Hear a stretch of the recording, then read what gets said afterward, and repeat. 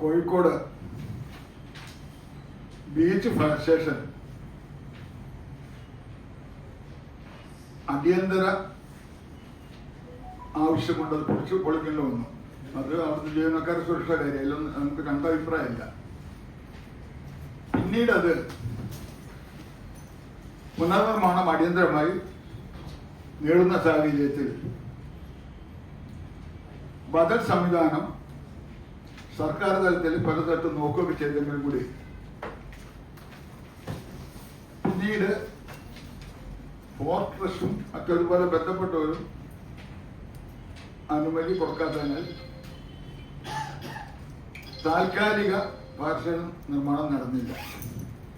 ഇത് ശ്രദ്ധയിൽപ്പെട്ടപ്പോൾ 2017 മുട്ടായിരം തീപിടുത്തത്തില് ആദ്യം എത്തിയൊരു വ്യക്തി ഞാൻ, ഏറ്റവും നഷ്ടം പറ്റുന്ന ഒരാൾ ഞാനാണ്.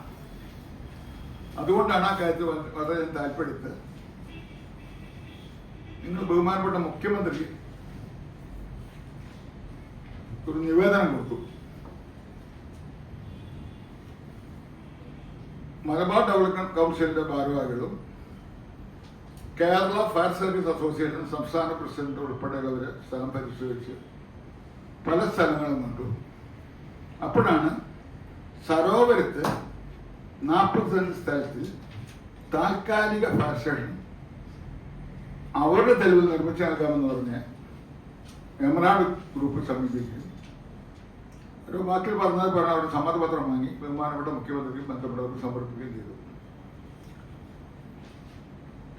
അതോടൊപ്പം ഒന്നുകിൽ അവിടെ അല്ലെങ്കിൽ അതിനുള്ള ശ്രമത്വം ഉണ്ടെങ്കിൽ അനുയോജ്യമായ സ്ഥലത്ത് മാറ്റി സ്ഥാപിക്കണം എന്നുള്ള ഉദ്ദേശത്തിലാണ് നമ്മുടെ പാളയം മാർക്കറ്റ് മാറ്റാൻ വേണ്ടി അരടുത്ത് ഭാഗത്ത് ഒരുപാട് ചെലവഴിഞ്ഞ് എടുക്കുന്നുണ്ട്.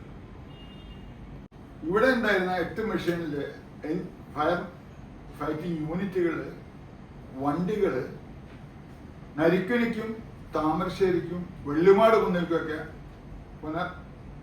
അങ്ങോട്ടോ മാറ്റിയത്. അപ്പോൾ വെള്ളിമാട് കുന്ന് പോയപ്പോൾ വെള്ളിമാട് കുന്ന് ഫയർ സ്റ്റേഷന്റെ സ്ഥിതി വളരെ നേരെ റോഡാണുള്ളത്.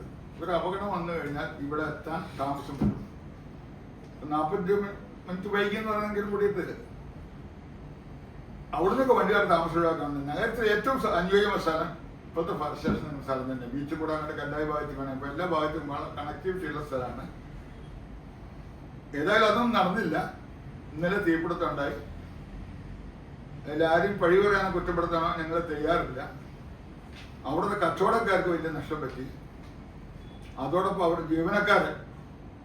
ജീവനക്കാർക്ക് നഷ്ടം പറ്റി. അപ്പൊ നമ്മുടെ റിക്വസ്റ്റ്, ഇത് അനന്തമായി നേടുന്ന സാഹചര്യത്തിൽ ഞങ്ങൾ, അതായത് സംഘടനാ ഭാരവാഹികളും കേരള ഫയർ സേഫ്റ്റി അസോസിയേഷൻ ഭാരവാഹികളും ഒന്നിച്ച് തിരുവനന്തപുരത്ത് പോയി മുഖ്യമന്ത്രിയെ കാണുകയും, അന്ന് ശ്രീ പത്മകുമാർ സാറായിരുന്നു ഫയർ ആൻഡ് റെസ്ക്യൂവിന്റെ ഡയറക്ടർ, ഇപ്പം അദ്ദേഹം മാറി.